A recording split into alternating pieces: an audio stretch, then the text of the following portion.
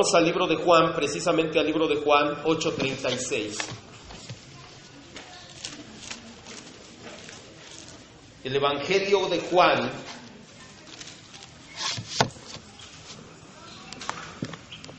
y como todavía tenemos influencia de los reformadores del catolicismo, le voy a decir al Evangelio de San Juan, porque Calvino y Lutero nunca salieron del catolicismo. Entonces vaya al Evangelio según San Juan. No me crea, estoy bromeando. Ponen cara de ¿a poco? No, estoy bromeando. San Juan, capítulo 8, versículo 36. Dice la Escritura, lo cantamos hace un momento: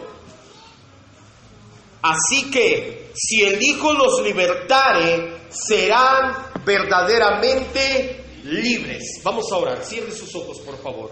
Padre precioso, te agradecemos en el nombre de Jesús el que tu Espíritu Santo no solamente haya inspirado la Escritura, sino que ahora la está llevando a nuestros corazones. Es por medio de tu Espíritu, por pura gracia, que nosotros recibimos esta palabra. No es porque somos mejor que nadie, ni porque tenemos más preparación. Nada de eso sería relevante si tu gracia y tu Espíritu no infunden vida en esa palabra y la transmiten de nuestros oídos, nuestras mentes, a nuestros corazones. Que la palabra el día de hoy sea viva y eficaz, y que más que alimentar el intelecto, cambie nuestro corazón y nuestra manera de ser, que nos haga más como Jesucristo. Para eso nos has predestinado, dice tu palabra en Romanos 8, 38 y 39, para ser como Jesucristo, el Hijo de Dios, tú el primero entre muchos hermanos, y ese es nuestro anhelo, que por medio de la palabra seamos transformados.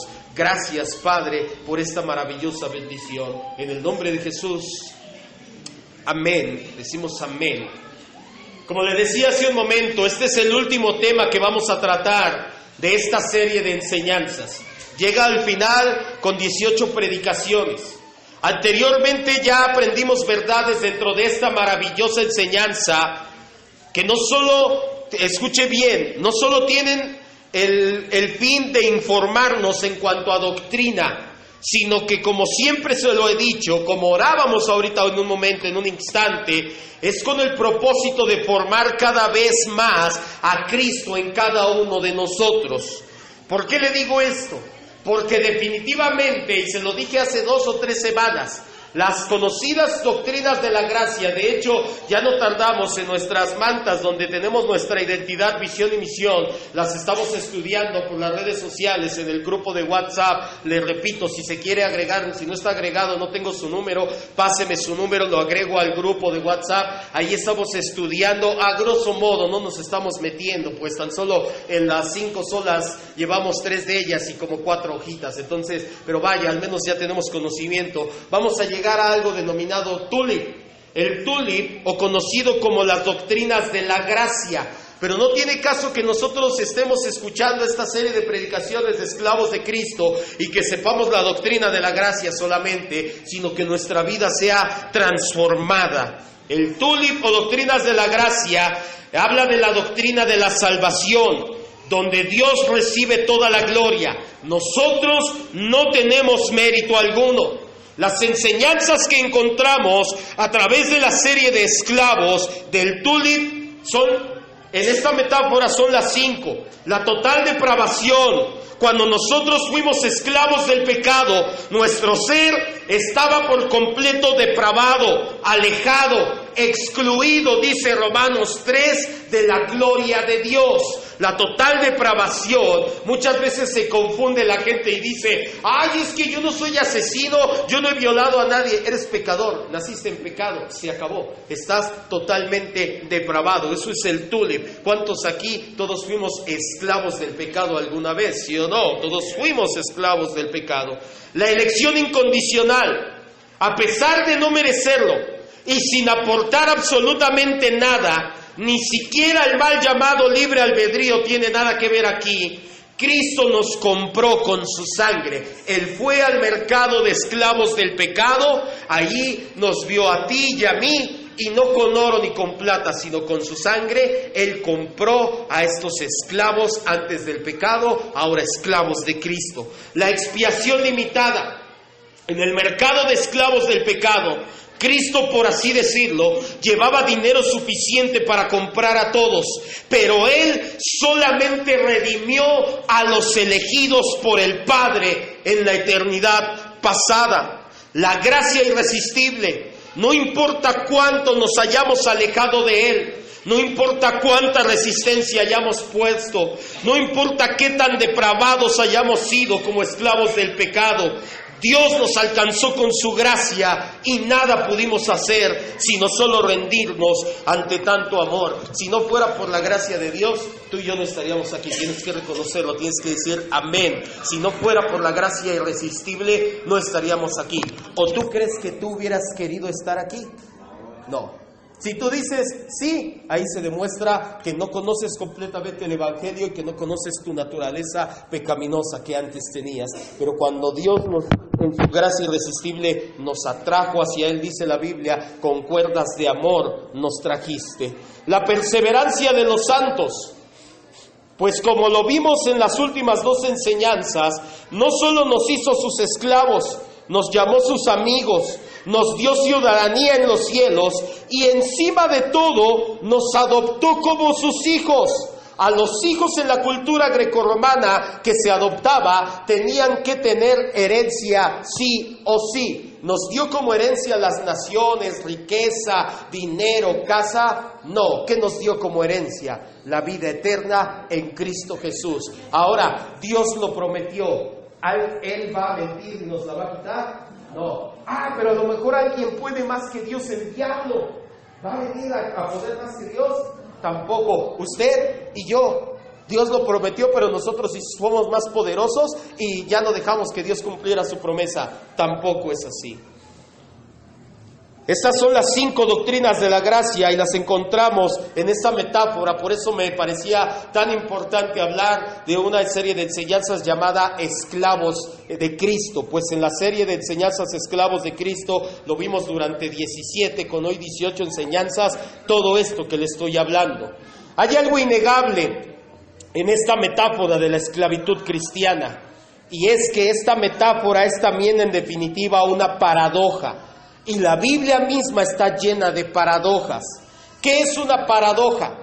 Las paradojas son figuras retóricas del lenguaje, ya sea escrita o hablada, que consiste en utilizar expresiones que parecen contradictorias, pero que al final representan una verdad o algo que sí es válido o real. Por ejemplo, ¿ha escuchado la frase, era tan pobre que lo único que tenía era dinero? Eso es una paradoja, porque está hablando de pobreza, pero después termina hablando de dinero. Oye, ¿cómo dices que es tan pobre, pero que tiene dinero? Eso es contradictorio, pero es una figura retórica del lenguaje. Nosotros lo entendemos y sabemos que no tenía amor, que tal vez no tenía familia, que tal vez no tenía amigos, que lo único que tenía era dinero. Entonces nosotros en nuestro lenguaje podemos decir, sí, era pobre esa persona. Eso es una paradoja. Son dos frases que parecen contradecirse, pero que al final nos muestran una realidad o una verdad. La metáfora de la esclavitud en Cristo es en definitiva una paradoja, pero no es la única que encontramos en la Escritura. Encontramos muchas paradojas más. Por ejemplo, le voy a decir las citas, pero no vaya, porque si no, no nos daría tiempo. Se hace más larga la enseñanza y no es el tema central. Ya después podríamos ver una serie de enseñanzas, las paradojas cristianas, y serían bastantes. Por ejemplo, la salvación es gratis, es por gracia. ¿Cuántos dicen amén? Pero tiene un costo muy alto. La vida de Cristo en la cruz del Calvario. Entonces, es gratis, es por gracia, pero es altamente valiosa y costosa. Eso parece una paradoja, parece contrario, pero es una realidad. Para poder ser realmente ricos, dice Mateo 5:3, hay que ser pobres en espíritu. Dice que los pobres de espíritu, ellos son los verdaderamente ricos, estoy parafraseando. Entonces, para ser rico tengo que ser pobre, sí, pero en espíritu, esa es una paradoja. Para encontrar nuestra vida, dice Lucas 17:33, hay que hacer algo. perderla. Quiero encontrar mi vida, pérdela en Cristo y así encontrarás tu vida. Para ser sabios debemos de reconocer nuestra ignorancia, dice 1 Corintios 3:18. Quienes más dan son los que más reciben, dice Hechos 20:35. Los menores serán los mayores, los últimos serán los primeros, dice Mateo 20:16. Los humildes serán exaltados y los que se exaltan serán humillados, dice Mateo 23:13. Y la que nos importa a nosotros el día de hoy, y es el tema central, titulé esta enseñanza paradoja de la esclavitud cristiana. Quienes somos esclavos de Cristo, dice Juan 8:36, somos ¿qué? Verdaderamente libres.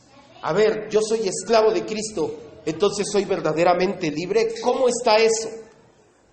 Muchas veces es difícil de entender. Normalmente la esclavitud la relacionamos con pensamientos negativos, de odio, de abusos, de desprecio, de opresión. Vemos películas o series o programas de televisión donde se habla de esclavitud y vemos abusos terribles, y al hablar de esclavitud lo relacionamos de inmediato con ese tipo de cosas peores aún. Sin embargo, ser esclavo de Cristo es totalmente lo contrario. Se acuerda que vimos una enseñanza y entendimos que no podíamos tener mejor dueño en el universo ni ser tratados de mejor manera que como esclavos de Cristo. Nuestro dueño anterior, el pecado, él sí era cruel, él era despiadado. Además, su pago es la muerte y siempre será la muerte. Aún hoy en día nuestro dueño anterior nos seduce y cuando llegamos a pecar y caemos en su trampa, nos hace sentir profunda condenación. ¿Se acuerda que vimos en el discipulado llamada el ciclo de la miseria espiritual? ¿Cuántas veces nosotros, a pesar de ser esclavos de Cristo, llega el pecado, nuestro antiguo dueño, nos seduce, caemos en su trampa? ¿Y cómo te sientes después de pecar? Pésimo. Pero si Él te sedujo y te dijo, mira lo que te gusta hacer, échate este cigarrillo, échate... sí, se ve bien bueno. Y cuando lo haces, es un pésimo amo el pecado. Nos seduce, nos dice que nos va a ir bien y después nos pone un pie en el cuello. ¿Cristo es así? No, dice Romanos 8:1, ninguna condenación hay para los que están en Cristo Jesús, los que no andan conforme a la carne, sino conforme al Espíritu. Denle un aplauso al Rey y dígale gracias, Dios.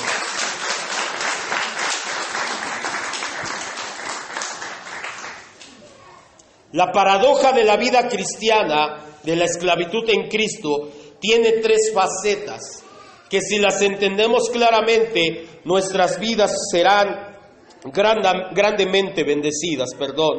Primero, la esclavitud trae libertad. La verdadera libertad solo puede conseguirse siendo esclavo de Cristo. Esto a primera apariencia parece contradictorio o ilógico, pero para entenderlo a fondo es necesario saber qué significa realmente la libertad. ¿Qué es libertad? ¿Qué entendemos por libertad? Ser libres, un poquito más específico. Libertad, ¿qué es la libertad? Si no entendemos qué es la libertad, no vamos a entender entonces lo que es ser libres en Cristo. En la sociedad, se da por sentado que ser libre es tener la facultad de hacer lo que se te da la gana. No tener jefe, no tener reglas, no tener gobernantes, ni leyes, ni estatutos que nos limiten. De hecho, eso no es libertad, eso es anarquía o libertinaje. A diferencia de la libertad, el libertinaje lleva a excesos y abusos. Hay un país, le decía la semana pasada, ya no sé qué día, le digo, ya le hablo tantas veces que ya no sé qué pasa conmigo. Es más, voy a cambiar de ejemplo. Le decía yo de Corea del Norte, donde hay un dictador, no hay quien le ponga reglas a Kim Jong-un, pero vamos a hablar del régimen socialista de Stalin en la década de los 60s y 70s, en la cortina de hierro en Rusia. Había un hombre llamado Joseph Stalin, que nadie le ponía límite a su vida. Él hacía lo que quería con su parte del mundo, con el oriente lejano. ¿Sabe qué hizo esta buena alma del Señor? No era, ni siquiera era ateo.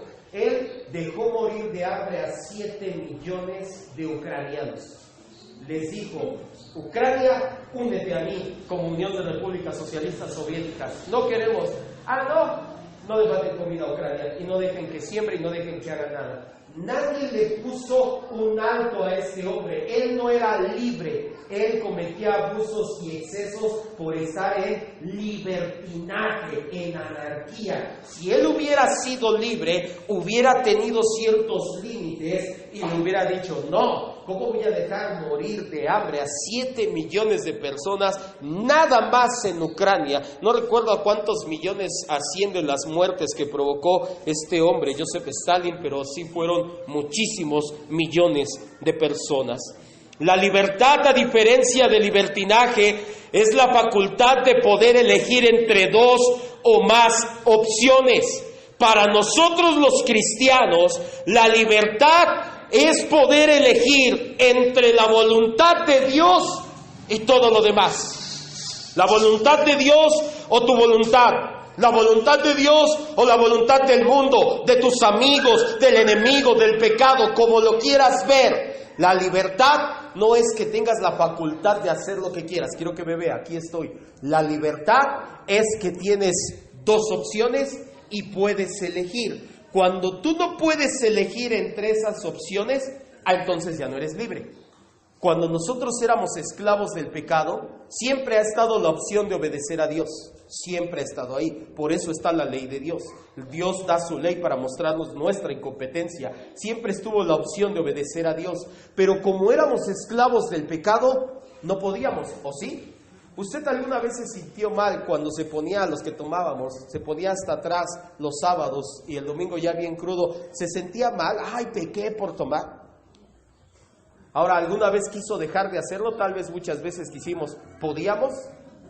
No teníamos libertad. Teníamos las 2 opciones, pecar o no pecar, pero únicamente podíamos tomar la opción de pecar. La Biblia nos muestra en el libro de Génesis que esta facultad la tenían Adán y Eva. Dios les otorgó la capacidad de tomar una decisión, de elegir, de hacer la voluntad de Dios o comer de qué. Dios les dice: van a ser libres, tienen para elegir, hagan mi voluntad, coman todo lo que hay aquí, sojuzguen la tierra, señoréense de ella. Una cosa no vas a hacer: no vas a comer del árbol que tengo reservado de este lado. ¿Ellos tenían libertad? Sí. Les puso las 2 opciones sobre la mesa.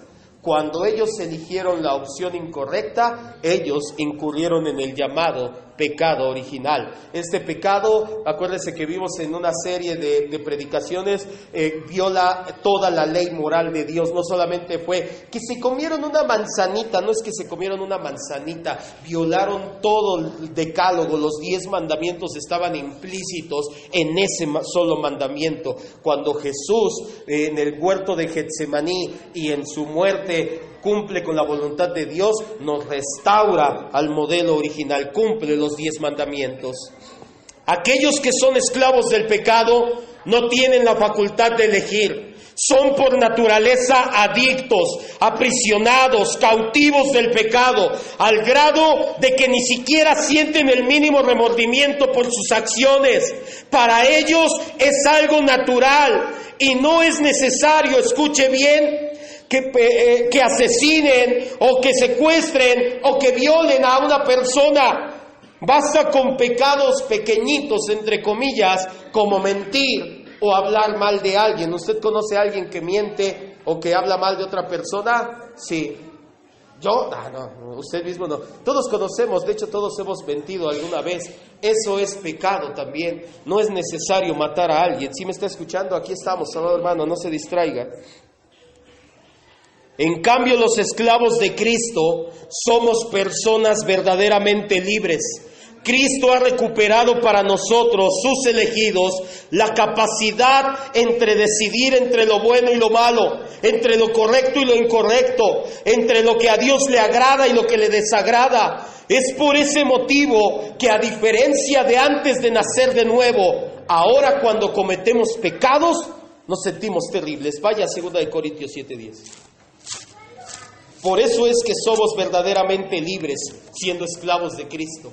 Porque cuando tú eres esclavo de Cristo, nuevamente tienes la facultad de elegir: ¿hago tu voluntad, Señor, o no la hago? Y cuando descansas en Cristo, Cristo te lleva a hacer la voluntad de Dios.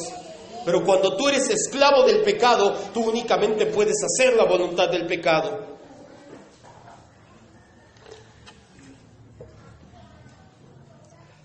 Por eso es que los hijos de Dios, cuando cometemos pecados, nos sentimos terribles.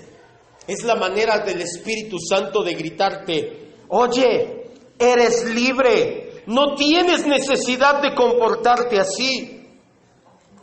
2 Corintios 7:10. Porque la tristeza que es según Dios produce, ¿qué dice?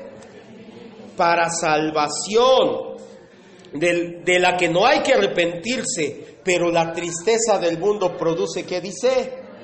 Cuando tú pecas y te sientes mal, porque quiero creer que cuando llegas a pecar te sientes mal, te felicito, eres hijo e hija de Dios. No lo dejes ahí. La Biblia dice que el que confiesa sus pecados y se aparta de ellos recibirá misericordia. Vimos, todo un tema hablando, de hecho fueron 2 o 3 temas de pecado y pecados, no recuerdo, en el discipulado. Por eso es tan importante que asistamos a los discipulados, que renovemos nuestra mente constantemente. Cuando nosotros pecamos, dice la Biblia, y te sientes tristeza según Dios, es maravilloso, porque eso te lleva al arrepentimiento. Hay muchos hijos de Dios que vagan en la miseria espiritual, pues cuando caen en los lazos de tentación se sienten terribles. Piensan en no asistir más a la iglesia, pecan y quieren dejar de seguir a Cristo porque se sienten fracasados y frustrados. No han entendido que lo mejor que les puede pasar en su vida como cristianos es sentir dolor y miseria después de pecar, porque eso dice una cosa: eres hijo e hija de Dios. Si tú te sientes con dolor, muchas veces me ha pasado que muchas personas se acercan a mí pidiendo consejo y me dicen, lo primero que me dicen es: me siento mal porque sigo pecando. Lo primero que les digo es: me alegra que me digas eso, porque eres hijo o hija de Dios. Si tú no te sintieras mal por estar pecando, es más, ni siquiera hubieras venido conmigo para querer arreglar esa situación. Qué bueno que te sientes mal cuando pecas. Ahora vamos a arreglar la cuestión de dejar de pecar. No vaya a creer que los dejo así. ¡Ay, qué bueno, yo también me siento mal! Vámonos a darle al mundo para sentirme mal. No se trata de eso. Si por el contrario, cuando cometemos pecados, no sentimos dolor o pena, entonces sí hay que preocuparnos, y mucho, porque puede ser una de 2 cosas: o hemos entristecido tanto al Espíritu Santo con nuestro comportamiento que nuestra conciencia está cauterizada y ya no logramos escucharlo cuando nos dice no hagas eso, o no eres un verdadero hijo de Dios y no has sido adoptado por Él. Es lamentable. ¿Se acuerda que veíamos en la perseverancia de los santos? Dios nos persevera de no caer. No es que nosotros somos mejores, y si nosotros no hemos caído es por la pura gracia de Dios. ¿Cuántos dicen amén? Pero es lamentable que en recientes fechas, acaba de pasar Halloween, y tú ves a alguna vez persona que consideraste cristianos, no solamente ya no se congregan, sino que se disfrazan en los Halloween y suben fotos con personas que no era su esposo, no era su esposa, y suben fotos en los bares tomando. Es lamentable. Ese tipo de personas pasan 2 situaciones: o han entristecido tanto al Espíritu Santo que ya les da igual, que ya que me vean en el cheletón, ¿qué importa? O definitivamente nunca han sido adoptados como hijos e hijas de Dios. Si a ti te pasa esto, sí preocúpate, amado hermano. Ahora, escucha bien, por eso se llaman doctrinas de la gracia. Si tú no andas tomando y no te disfrazas en Halloween ni nada de eso, no es porque eres mejor, es por la pura gracia de Dios. Por eso se llaman doctrinas de la gracia, porque le dan toda la gloria a Dios y por medio de su gracia nosotros lo reflejamos. Deme un aplauso al Rey nuevamente.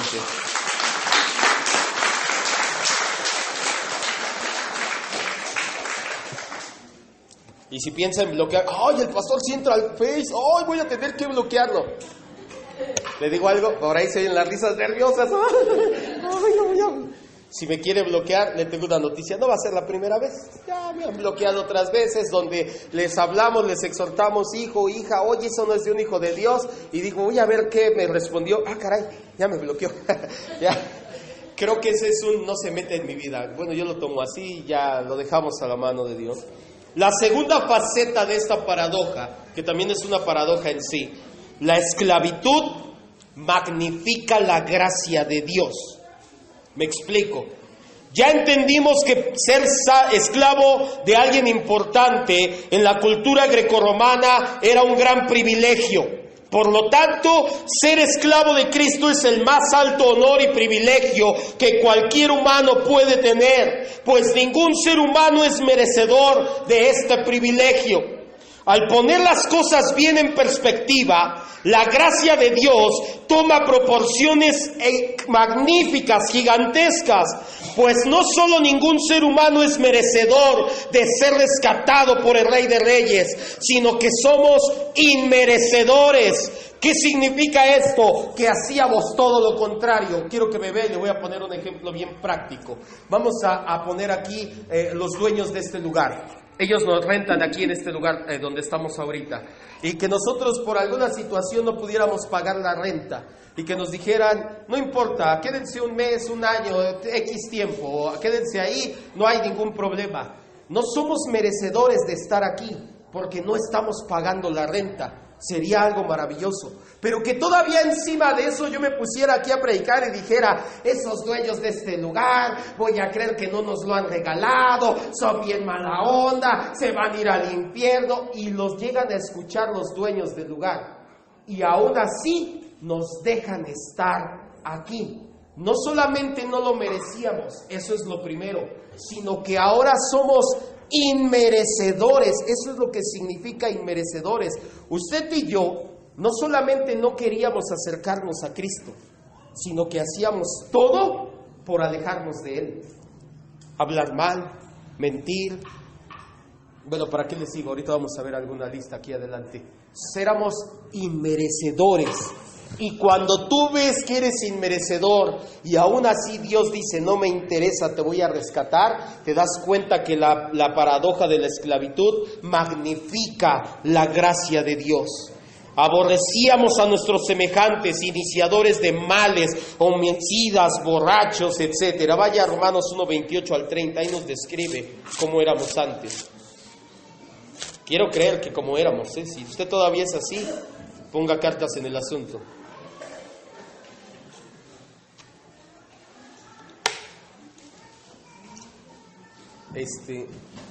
¿Me regalan una coca? ¿Sí hay coca? Es que sin coca la palabra es poca. Antes era unción, pero ahora es palabra. Sin coca la palabra es poca, dice por ahí. Romanos 1:28 al 30. ¿Ya lo tenemos? Escuche de lo que habla. Esto es la persona inmerecedora de la gracia de Dios. ¿Quién? Todos. No voltee a ver a su hermano y diga, ¡ay, está hablando de fulanito, él sí era así! ¡Ay, aquí habla de...! No. Aquí habla de usted, de cada uno de los que estamos aquí y de mí mismo en primer lugar. Pablo decía que de los pecadores yo soy el primero. En esa lista nadie se quiere formar, pero él también dijo, yo soy el último apóstol, y ahí sí todos van a hacer fila. Romanos 1:28 al 30. Como ellos no aprobaron tener en cuenta a Dios, ¿de quién habla Pablo? De la gente separada de Dios, de los paganos, cosa que fuimos nosotros. Como no aprobaron tener en cuenta a Dios, Dios los entregó a una mente reprobada para hacer cosas que no convienen. Estaban atestados de toda injusticia, fornicación, perversidad, avaricia, maldad, llenos de envidia, homicidios, contiendas, engaños, cosas malas.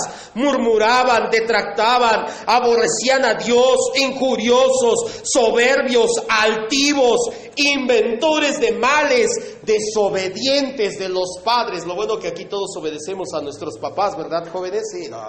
Aquí todos, esa palabra es para los de otra iglesia. Aquí no, siempre Dios me manda a la iglesia equivocada, no es para esta iglesia, pero bueno, vamos a creer que sí.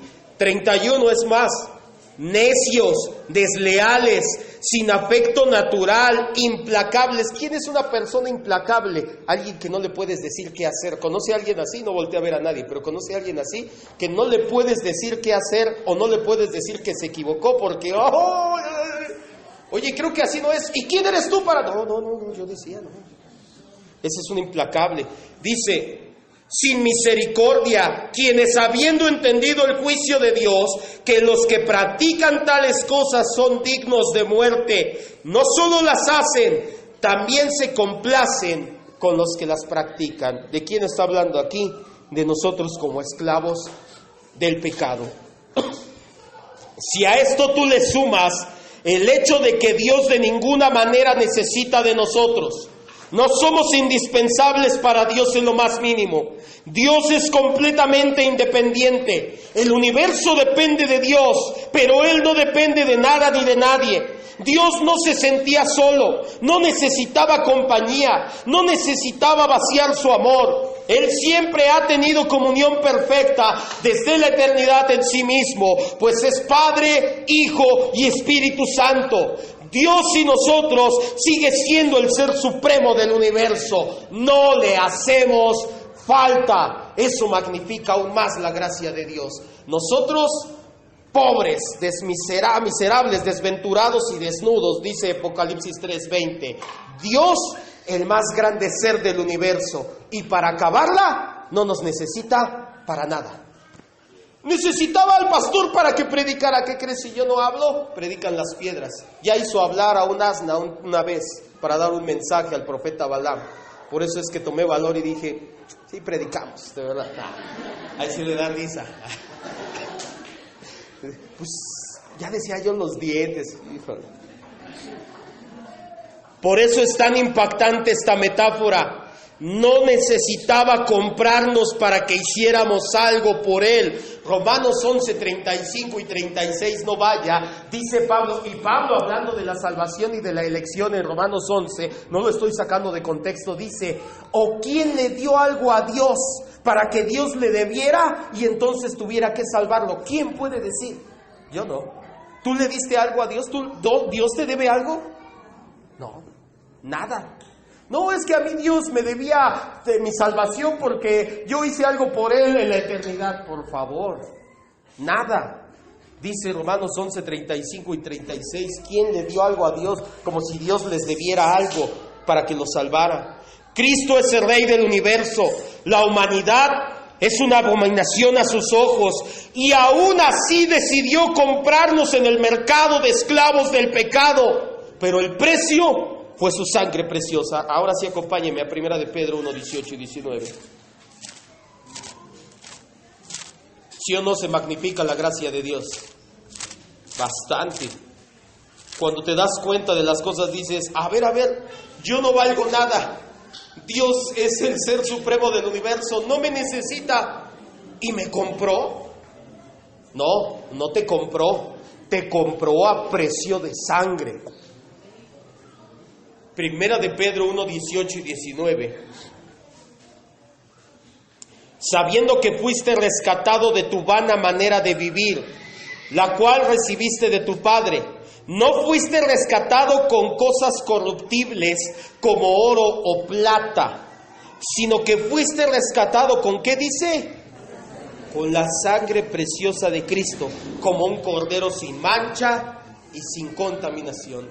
No solamente no valíamos nada, y Él es el Rey del universo, y no nos necesitaba, sino que fue a comprarnos en el mercado de esclavos con su sangre. Eso magnifica la gracia como no tiene idea. Si de esta forma no alcanzamos a apreciar la magnitud de su gracia, yo no sé qué más decir entonces. Somos viles inmerecedores de su amor, no nos necesita para nada, Él es el Rey del universo, aún así tomó forma de esclavo y con su sangre pagó por nuestros pecados. Y esto de tomar forma de esclavo se llama el estado de qué, alguien dígame, los que estudian cristología. ¿Estado de qué? De humillación, que da como resultado la kenosis. Si quiere saber más, venga los días miércoles. Si no puede venir los días miércoles, entonces escúchelas en internet, están las predicaciones, para que sea edificada su alma en la palabra del Señor. La tercer faceta de esta enseñanza, la esclavitud cristiana, ilustra el Evangelio. Lo hemos venido viendo desde el inicio de esta serie. Esta serie ha sido sobre todo una serie de enseñanzas soteriológicas. ¿Qué significa soteriológico? Del griego soteros, que es salvación. Soteriológico es doctrina de la salvación. Esta serie, Esclavos de Cristo, es una serie que habla de la salvación en sí. La salvación es el evangelio o el reino, el evangelio del reino o el evangelio de Jesucristo. Quiero que me vea y ponga mucha atención en esta parte, porque creo que había un poquito de confusión hace un tiempo. La Biblia nos habla de diferentes términos de reino de Dios y reino de los cielos, pero son intercambiables, es el mismo reino, no hay dos. Lo mismo pasa con el evangelio. En algunas citas tú lees evangelio de Jesucristo, en otras citas tú lees evangelio del reino. ¿Hay dos evangelios? No, solamente hay uno. Son sinónimos o intercambiables. Aquí en la iglesia nosotros le decimos Señor Jesucristo, en otras iglesias le dicen del Señor Jesús, otros nada más dicen Cristo, algunos tal vez hasta le dirán Yeshua porque quieren decirle en su idioma original, pero son términos intercambiables. No hay dos evangelios, que no lo confundan y le digan, es que tú hablas del evangelio de Cristo, pero yo hablo del evangelio de reino, de que los cristianos dominamos hoy en día. No es cierto. La Biblia no se contradice, Dios no es esquizofrénico, solamente hay un evangelio, el evangelio del reino y el evangelio de Jesucristo es lo mismo. ¿Sale? Si vamos bien aquí. El evangelio está plasmado en esta preciosa metáfora. En la eternidad pasada Dios eligió a aquellos que compararía con su sangre. En el tiempo nos rescató de la esclavitud del pecado. Hoy en día podemos descansar en Cristo y dejar que Él viva su vida por medio de la nuestra. A hoy estamos firmes en la seguridad de nuestra salvación, pues nuestra salvación no descansa en nosotros, descansa sobre los hombros de Cristo. El mensaje del Evangelio es más que un llamado a conocer el plan de Dios. El mensaje del Evangelio es un llamado a abrazar con todas tus fuerzas a Cristo mismo, pues nos ha dado salvación. El mensaje del Evangelio es aferrarnos a Cristo como si dependiera de nosotros no caernos, pero estar seguros al mismo tiempo de que depende solamente de Él. El mensaje del Evangelio es demostrar con nuestras vidas que el señorío de Cristo es real, que Cristo es nuestro Rey, que Cristo es nuestro amo, que Cristo es nuestro dueño y Señor, que Cristo mismo vive su vida por medio de las nuestras. Es entender que las buenas nuevas, las buenas obras, no son la base de mi salvación, sino la consecuencia de ella. Acompáñeme a Efesios 2:8 al 10.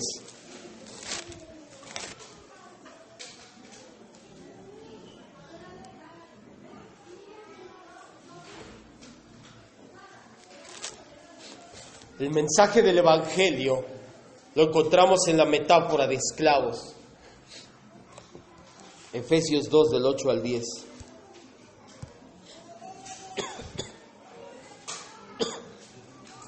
¿Nosotros hicimos buenas obras para que Dios nos eligiera? No. Como Dios nos eligió, ahora nosotros podemos hacer buenas obras, pero no nosotros, Cristo a través de nosotros. Por eso la cuarta sola, solus Cristo, solamente Cristo. Cristo se trata de toda la vida cristiana, no se trata de nosotros, se trata siempre de ¿quién? De Cristo. Dice Efesios 2 del 8 al 10, porque por gracia, esto es el Evangelio, porque por gracia eres salvo por medio de la fe, y esto, la fe para ser salvo no es tuya, pues es un regalo que Dios te dio, no por obras. Tú no hiciste nada para ser salvo, no te gloríes, porque Dios nos creó en Cristo Jesús. ¿Para qué nos creó? para buenas obras, las cuales Dios preparó de antemano. Desde la eternidad pasada Dios tenía preparado que aquellos que Él iba a comprar con su sangre se iban a comportar completamente diferente, los esclavos de Cristo a los esclavos del pecado. Cierre sus ojos un momento, por favor. Andamos ya un poquito distraídos, ya vamos a terminar, no se preocupe.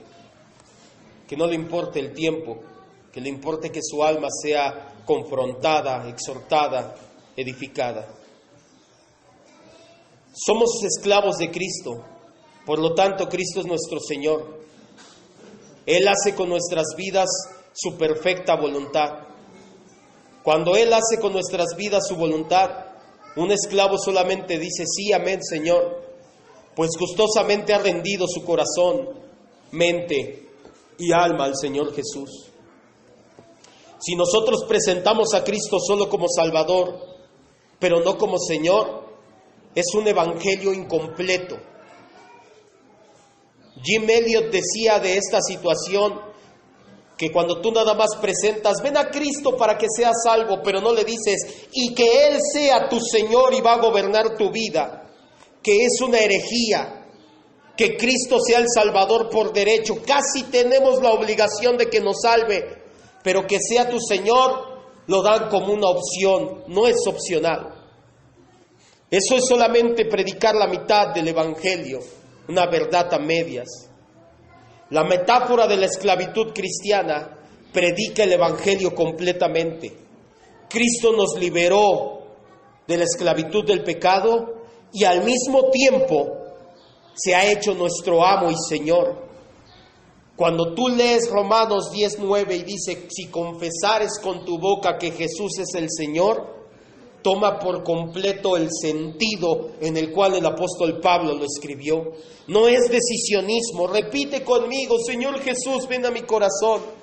Cuando el apóstol Pablo dice, confiesa con tu boca que Jesús es el Señor, está diciendo que Él mande en tu vida. No solamente que tú quieras su salvación, todos van a querer su salvación. Si tú le preguntas a un budista, ¿quieres ir al infierno?, te va a decir, no, que Cristo me salve. Pero si tú le dices, y quieres que Él sea tu Señor y rendir tu vida, te va, espérame tantito, es que eso no me contaron. No nos cuentan el Evangelio completo. Eso es el Evangelio completo y eso viene dentro de esta metáfora. Cristo nos rescató de la esclavitud del pecado, pero ahora también es nuestro Señor, nuestro amo, nuestro dueño. Al principio de esta serie de enseñanzas hice una pregunta: ¿qué significa en realidad ser cristianos? Hoy en día te contestan muchas cosas. Aún en el medio cristiano te dicen qué es tener fuertes valores, qué es venir a la iglesia, qué es una bonita religión, qué es ser cristiano, recibir a Cristo. El famoso cantante de música cristiana, de música religiosa, Marcos Witt, afirma que si tú no dejas a Dios actuar en tu vida, lo tienes atado de manos. Por lo tanto, en definitiva, no saben ni siquiera la hopo redonda de lo que es ser cristiano. En el primer siglo de la iglesia, ser cristiano era mucho más que venir a la iglesia. En el primer siglo de la iglesia cristiana, ser cristiano era estar dispuesto literalmente a dar tu vida por Jesucristo tu Señor. Ser cristiano, bíblicamente hablando, podemos definirlo después de esta serie de enseñanzas, que ser cristiano es ser esclavo de Cristo. Si tú dices que eres cristiano, pero no quieres ser esclavo de Cristo, te tengo una noticia: no eres cristiano. No puedes aceptar su salvación y despreciar su señorío. No es así. La Biblia en muchísimas ocasiones nos dice nuestro Señor y Salvador Jesucristo. De hecho, recalca primero su señorío y después su salvación. Si tú quieres ser cristiano o dices ser cristiano, nada más porque no te quieres ir al infierno, pero no quieres que Cristo reine en tu vida, necesitas sentarte, pensar, meditar, orar a Dios porque eso no es el cristianismo bíblico. El cristianismo bíblico e histórico, los mártires en la historia de la iglesia cristiana murieron muchísimos por amor a su Señor. Preferían morir que negar a Cristo. Ser cristiano es ser esclavo de Cristo. Hoy te damos gracias, Padre maravilloso, pues tú nos enseñas esta simple pero poderosa verdad. Queremos ser no solamente libres del pecado, no que solamente nos des tu salvación, que seas nuestro Salvador. Eso todo el mundo lo quiere, aún los que no conocen el Evangelio no quieren ir al infierno. Pero nosotros, Padre, queremos tu señorío en nuestras vidas, y si está con sus ojos cerrados y se lo quiere decir al Señor, dígaselo: Señor, acepto tu señorío en mi vida, tu buena, agradable y perfecta voluntad sobre la mía, que no sea mis deseos, que no sea mi tiempo, que no sea mi dinero, que no sea mi voluntad, sino la tuya sobre la mía, Señor, que el que tome el control de mi vida seas tú y no yo, que tú seas tanto el Salvador como el Señor de mi vida. Esa es la verdadera libertad cristiana. Cuando nosotros somos esclavos de Cristo, somos verdaderamente libres, pues podemos dejar por Cristo en nosotros el pecado atrás. No solamente queremos tu salvación, también agradecemos tu señorío y te decimos: Señor, heme aquí, haz de mi vida lo que tú quieras hacer. Sabemos que tú lo que vas a hacer con nuestra vida es llevarnos a ser más como Cristo. Esa es la meta de la vida cristiana.